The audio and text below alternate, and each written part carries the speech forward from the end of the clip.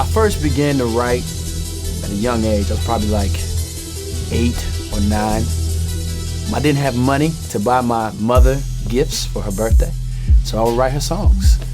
Being an artist, I recognize that I influenced tons of people. Whether I was an artist or I wasn't an artist, I know that I've been placed here to glorify God in everything that I do. And one of the ways that I feel specifically wired or passionate is about being a missionary in culture and influencing culture. First thing I do when I come along a passage that's difficult, I remind myself God doesn't contradict himself. So the problem's not with the text, it's with my understanding. My personal Bible study is generally I want to have enough time to forget about time. I want to understand the author's original intent. I want to kind of know where he's coming from and who are these people that he's writing to. So culture and history mean a lot to me. I have to confess something to you all right now. I probably have about $150 library late fee waiting for me at home, because I got books on top of books. Actually, a librarian hit me up on Facebook and said, hey, bring the books back, Kevin. Well, one of the ways I see Logos is very beneficial for me in my writing is worldview transformation.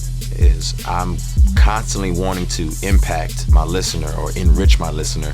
Whether I'm talking about money or whether I'm talking about love, I want to have a biblical perspective on that.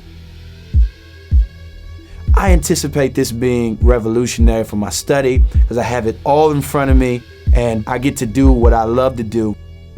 I get to study God's word for the purpose of, first of all, growing in the faith and serving others. What Logos has is tons of biblical resources that I can research and make sure that I'm lining my views up with the Bible.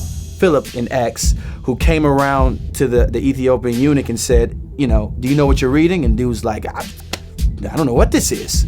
And have the apostle come aside and walk him through the text.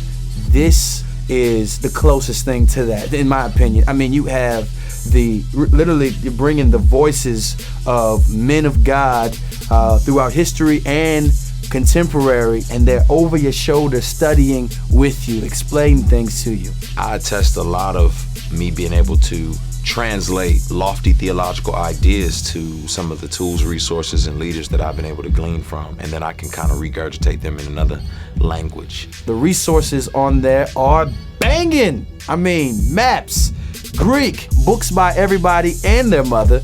It is great.